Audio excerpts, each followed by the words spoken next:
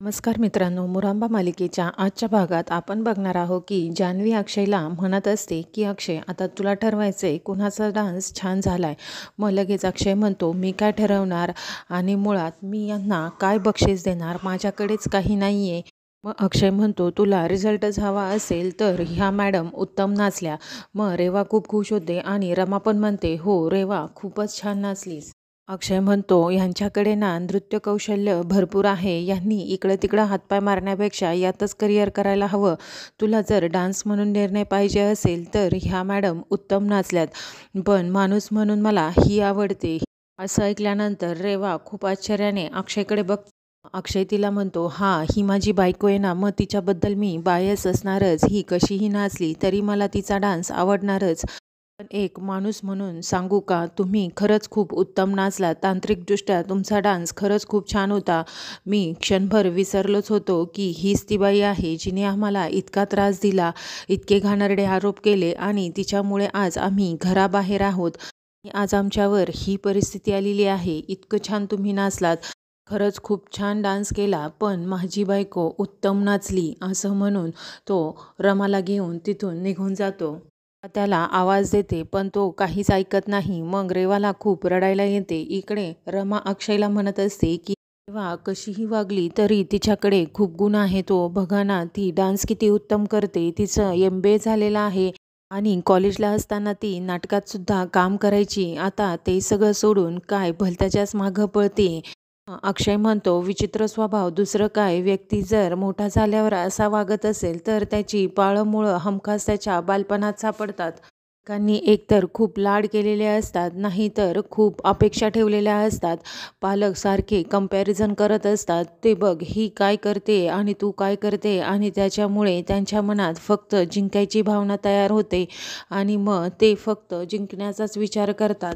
ही स्पर्धा फक्त बाहेरच नाही तर मग घरात पण येते. आईवडिलांबरोबर, भावाबरोबर सतत सारखी स्पर्धा. मग ही मुलं अशी वागायला लागतात. हे कंपॅरिझन स्पर्धा थांबायला पाहिजे. मग रमा म्हणते, बरोबर आहे तुमचं, पण आपल्या मुलांच्या बाबतीत असं नाही करायचं. असं रमा ओघाओघात बोलून जाते. मग अक्षय लगेच तिच्याकडे बघतो आणि म्हणतो, काय. मग रमा खूपच लाजते. इकडे रेवा ड्रिंक करत बसलेली असते. अभिषेक येतो आणि विचारतो, काय झालं रेवा. मग रेवा म्हणते, काही नाही. मग अभिषेक लगेच म्हणतो, तू असं नाही बोलणार, तुझ्या लेवलला यावं लागणार, हो की नाही. मग लगेचच रेवा म्हणते, म्हणजे. अभिषेक तिला म्हणतो, मे आय जॉईन यू. मग रेवा त्याच्यासाठी पॅक बनवते आणि तो एका घोटात सगळा पॅक पिऊन घेतो. मग रेवा त्याला म्हणते, आर यू ओके, तू बरा आहेस ना. मग लगेच अभिषेक म्हणतो, मी आत्ता बरा आहे. आता बोल काय झालंय. मग रेवा म्हणते, अभिषेक, आपण ज्याला आयुष्यात खूप महत्त्वाचं मानतो, ज्याच्यासाठी आपण खूप काही करतो, त्याला आपलं काहीच पडलेलं नसतं. त्यावर लगेच अभिषेक म्हणतो, आपण दोघं समदुःखी आहो. माझं पण एकदम सेम आहे रेवा. इकडे रमा अक्षयला म्हणत असते, चला झोपा आता, खूप उशीर झालाय. मग अक्षय रमाला म्हणतो की बघ रमा, हा मुरांबा आपलं नशीब बदलणार. मग रमा पण म्हणते, बदलेल नक्की, हा मुरांबा आपल्याला नवी ओळख देणार. मग अक्षय म्हणतो, तुझ्यासाठी एक सरप्राईज घेऊन आलोय. मग लगेच रमा उत्सुकतेने म्हणते की मी डान्स केला म्हणून. मग अक्षय म्हणतो, नाही ग, मी तुला काल नव्हतं म्हटलं का, तू मुरांबा उत्तम पद्धतीने विकला तर मी तुझ्यासाठी सरप्राईज आणेल आणि मी ते आज घेऊन आलोय. मग तो ते आणायला जातो. मग रमा इकडे म्हणत असते, खूप महाग नाही आणलं ना. मग अक्षय ते सरप्राईज घेऊन येतो आणि रमाच्या हातावर ठेवतो. ते दुसरं तिसरं काही नसून 10वीची पुस्तकं असतात. अक्षयची इच्छा असते की रमाने पुढे शिकावं. रमाला म्हणतो की आता तू 10वीचा अभ्यास करायचा आणि 10वीची परीक्षा द्यायची. त्यावर रमा खूप आश्चर्याने अक्षयकडे बघत असते. इकडे अभिषेक रेवाला म्हणत असतो, घरच्यांसाठी इतक्या दिवस मीच केलंय, सगळं घरच्यांचं मीच ऐकलंय. जोकरासारखं फिरायचं, जोक मारायचे आणि अक्षयने काय केलंय, अक्षयने काहीच केलं नाही, तरी पण त्याचंच कौतुक, त्याचीच वाहवा. तेव्हा पण म्हणते की ती रमा 8वी पास, माझी फॅमिली आणि तिची फॅमिली काहीच कंपॅरिझन होऊ शकत नाही. माझी मम्मा ना तिला दारात सुद्धा उभं करायची नाही. मग लगेच अभिषेक म्हणतो, बरोबर करायची तुझी मम्मा. पण मग रेवा म्हणते की तरी पण मी मैत्री केलीच ना, मी कितीतरी सॅक्रिफाईस केले तिच्यासाठी. मला जेव्हा कळलं की अक्षयचं आणि तिचं लग्न ठरलंय आणि तिचं अक्षयवर प्रेम आहे तर मी सॅक्रिफाईस केलं ना, मी बाजूला झालेच ना.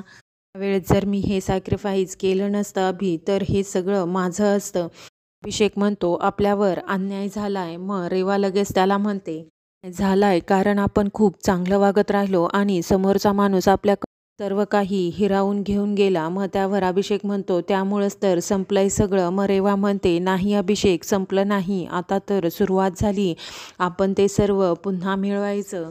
आपण ते सगळं डिझर्व करतो आणि आपण ते मिळवायचंच. तू जर मला साथ दिली तर आपण यात नक्की जिंकू आणि आपला फेल्युअर आपण मध्ये कन्व्हर्ट करू शकतो. तर तू देशील का मला साथ? अभिषेक म्हणतो आवडेल मला. मग लगेचच रेवा हात पुढे करते आणि मग म्हणते की मग दे माझ्या हातात हात. मग लगेच अभिषेक तिच्या हातात हात देतो. इकडे अक्षय रमाला समजून सांगत असतो की तू जर 10वीचा अभ्यास केला तर तुला पुढे शिकता येईल, तुला नवीन काहीतरी करता येईल.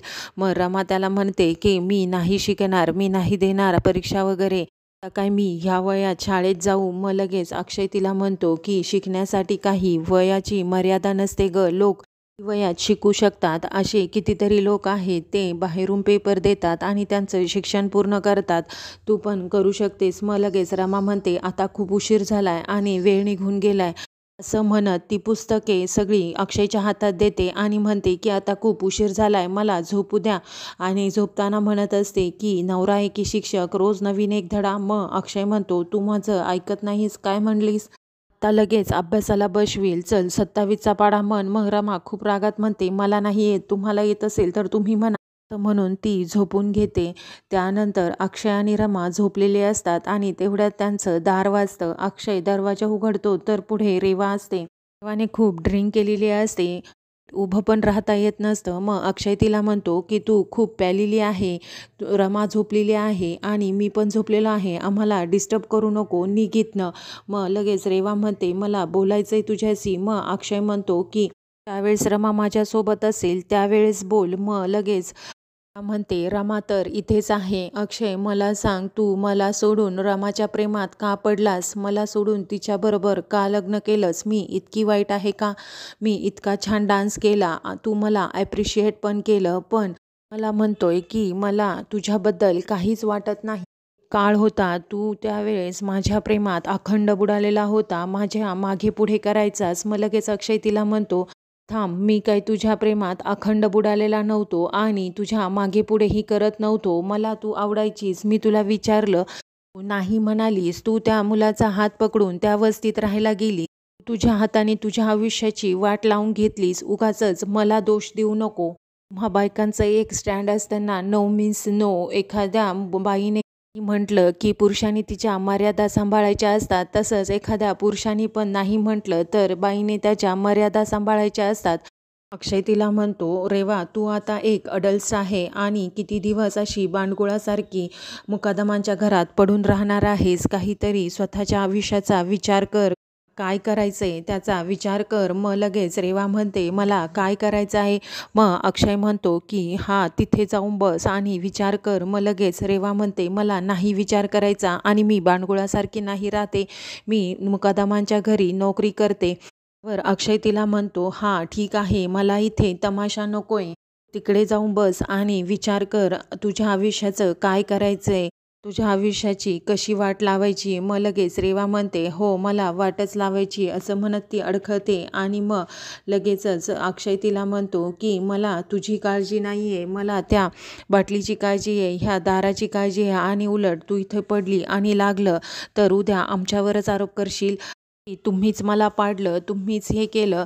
असं म्हणत अक्षय तिला म्हणतो की बाई तू जा इथून. रेवा रडत रडत त्याला म्हणते हो मी जाते, मला कुणाचीच गरज नाही आहे. आणि मग अक्षय दरवाजा लावून घेतो. तेवढ्यात रमाला पण जाग येते. मग रमा म्हणते कोण होतं? मग अक्षय म्हणतो ती चिचुंद्री त्यातल्या बिळातून बाहेर निघाली आणि एका बारमध्ये घुसली आणि भरपूर डोसली आणि मग इथे आली होती. मग रमा म्हणते काय अक्षय म्हणतो ती चिचुंद्री आली होती आणि खूप ढोसून आली होती. रमा म्हणते की काय म्हणत होती? मग अक्षय म्हणतो ते नेहमीचंच आपलं, मला का सोडलं, माझ्यात का वाईट आहे, तू रमाशी का लग्न केलं, नेहमीचंच आला, मलाही त्याचा कंटाळा यायला लागलाय.